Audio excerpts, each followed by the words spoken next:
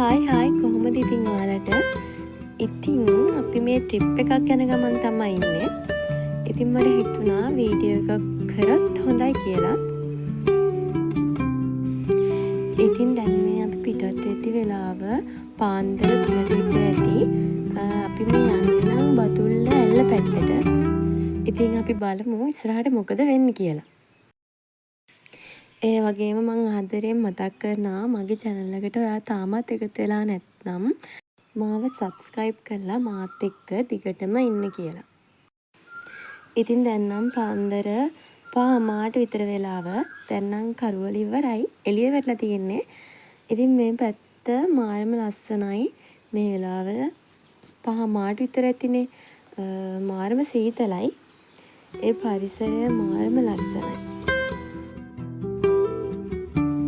ඉස්සරහට අපි ලස්සන තැන් 2-3කටම යනවා. ඉතින් ඒ ටික බලන්න මාත් එක්ක දිගටම එකතු වෙලා ඉන්න කියලා මං ඔයාලගෙන් ආදරෙන් ඉල්ලනවා.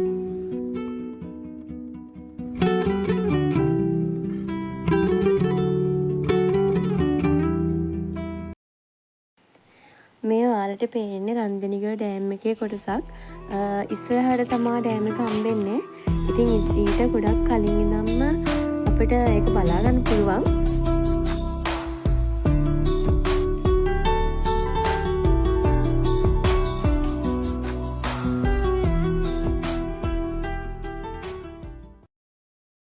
ඉතින් ඔන්න ටික දුරක් යනකොට අපි වැඩ පටන් ගන්න තියෙන්නේ. කොහේ ගියත් ප්‍රථම රාජකාරිය ඕකනේ. ඉතින් අපි වැඩ පටන් ගත්තා. කොහේ හරි ට්‍රිප් එකක් යනවා කියන්නේ ඉතින් ලොකු පොඩි හැමෝම පොඩි ළමයි වගේ තමයි. පේනවනේ කන දේවල්. ඊට පස්සේ අපි මගදී උදේට කෑම කන්න නතර වුණා. රන්දනිගල ඩෑම් එක හරියෙන් තමයි නතර වුණේ. මේ වලට පේන්නේ ඩෑම් එක.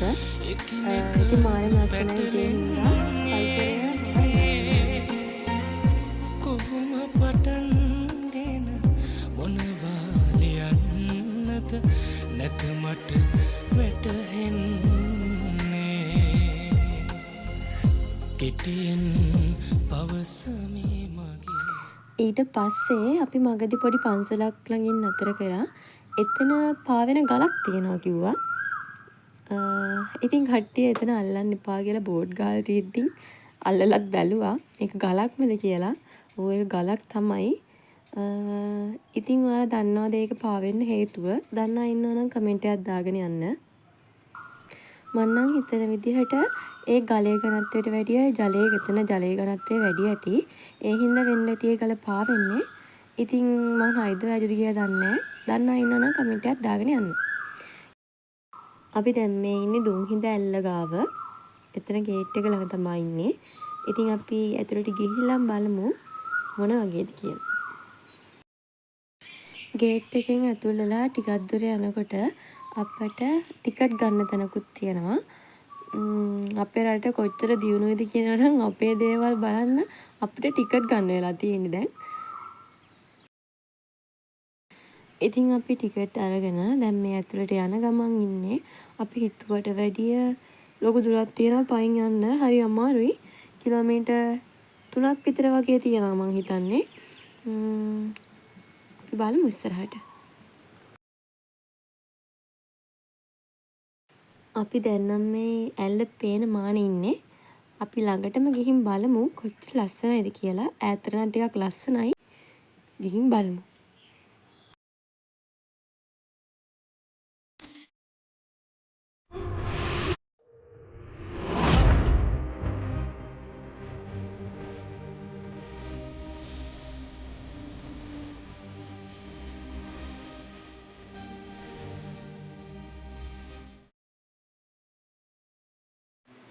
ඉතින් ඇත්තටම මෙතන මාරම ලස්සනයි. එතන තියෙන පරිසරයත් එක්ක තියෙන view එක ඒක ඉතින් කිව්වට බෑ. ඒක බලන්න ඕනේ ඇස් දෙකෙන්. මාරම ලස්සනයි.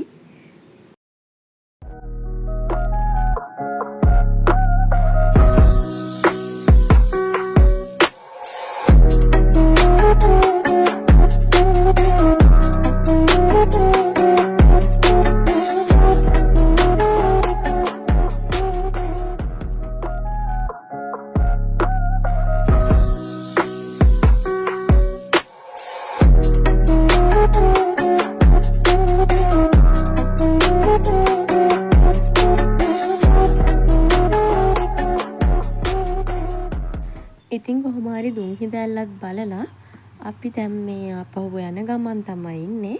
අපි දැන් මේ යන්නේ කුඹල්වල අසපුව බලන්න. ඉතින් එතන ගොඩක් ලස්සනයි කියලා හැමෝම කියනවා. ඉතින් එතන ඇත්තටම මා ලස්සනයි.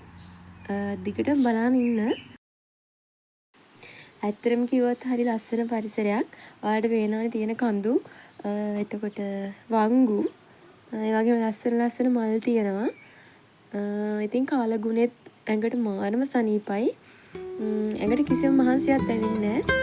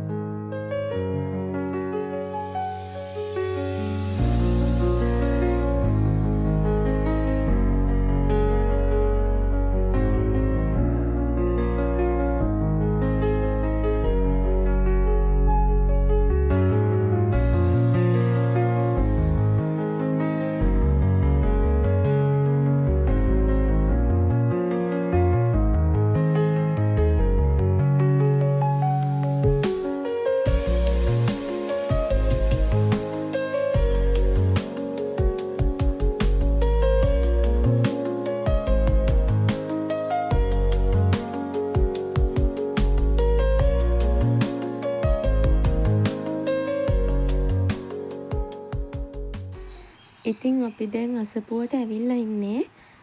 බලන්නකෝ තියෙන වටපිටාවේ ලස්සන පුදුම හිතට සැනසීමක් දෙන තැනක්. මිහිවිල දිව්‍ය ලෝකේ කියලානේ කියන්නේ. ඇත්තටම දිව්‍ය ලෝකයක් වගේ. අපි බලමු උඩට ගිහිල්ලා කොහොමද කියලා. පින්කඳ බබලන රන් රැස් දහරහේ දංකඳ අඩුවක් නැත පින් සාරයේ ලංකර ගැනුමට නිර්මල දහමයි එයින් අපට සම්බුදු හිමි පිහිටයි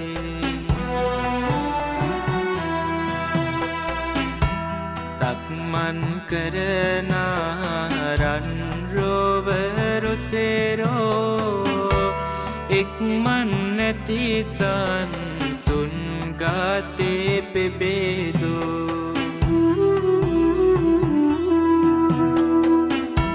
සිත් මල්යායම පුදමින් සමේදෝ භගවත් මුනි සාද වන්දේ නෙමි සාදු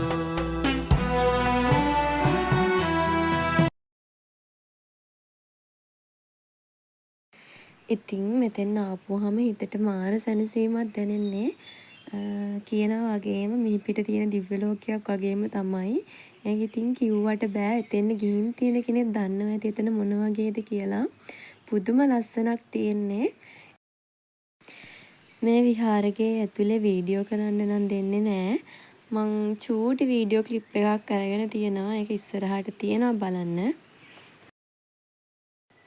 මොනවා වුණත් බෞද්ධ අපි යන්න ඕන තැනක් ලංකාවේ තියෙන. ඉතින් ඔයාලත් ගිහින් බලන්න. ගිහින් තියෙනවා නම් කමෙන්ට් එකක් දාන්න එතන මොන වගේද කියලා.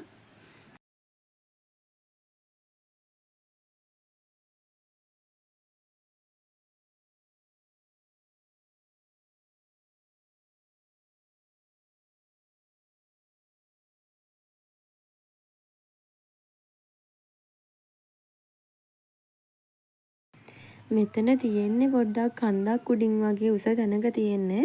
ඉතින් උඩ ඉඳන් පල්ලෙහා බලපුවම පේන විදිය තමයි මම ඔයාලට පෙන්නුවේ. ඒ තියෙන තැන හින්දාද මන් දන්නේ මෙතන නම් මාරම ලස්සනයි. මේ තියෙන්නේ විහාරයේ ඇතුලේ බුදු පිළිමේ. එතන වීඩියෝ කරන්න නැති නිසා ඔච්චර තමයි වීඩියෝ එක ගන්න පුළුවන් උනේ මට. මේ මල් දිහා බලන්නකො. ඒවා නිකන් මේ ඇත්ත මල්. ඒවා නිකන් හිතාගන්න බෑ ඇත්ත මල්ද කියලා. ඒ තරම් ලස්සනට හැදිලා තියෙනවා නිකන් කඩෙන් ගත්ත කෘතිය මලක් වගේ. පුදුම ලස්සනක් තියෙන්නේ. මේ තියෙන්නේ නම් අසපුවේ බෝධීන් වහන්සේ. ඉතින් එතනත් හරිම ලස්සනයි. එතන බිමට දාලා තියෙන්නේ සුදු වැලි. මේ වැලි වල අඩිය තියෙනකොට කකුලට පුදුම සනීපයක් දැනෙන්නේ. හරිම සීතලයි ඒ වැල්ල.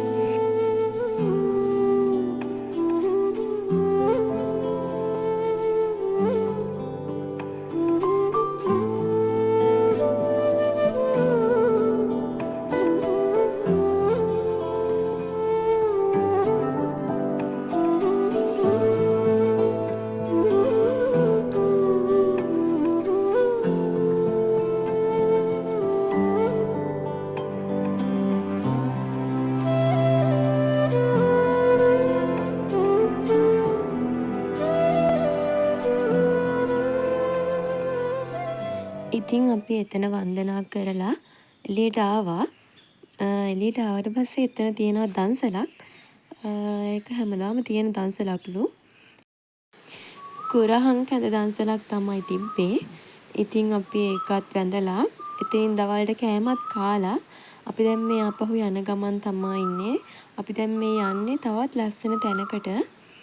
ඉතින් එතන බලන්න මාත් එක දිගටම ඉන්න කියලා මම ඔයාලගෙන් ඉල්ලනවා.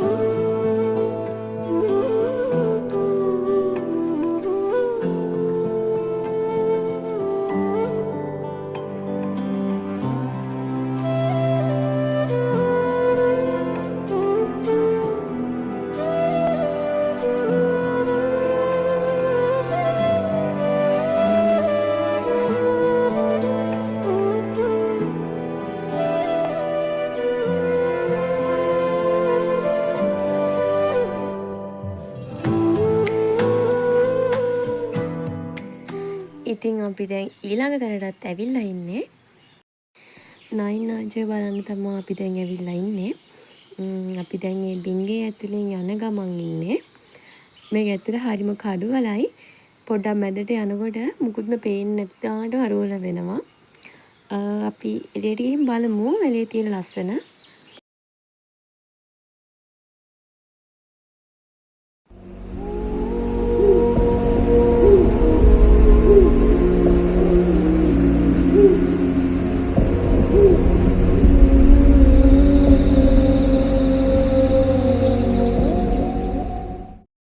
ඉතින් ඔන්න අපි එතනත් ආවා.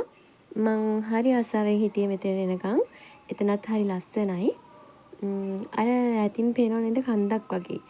එතන නායක ගිහපු තැනක්ලු. එතන ඒගොල්ලෝ මොකක් හරි වැඩක් කරනවා. හරි ලස්සනයි ඉතින්.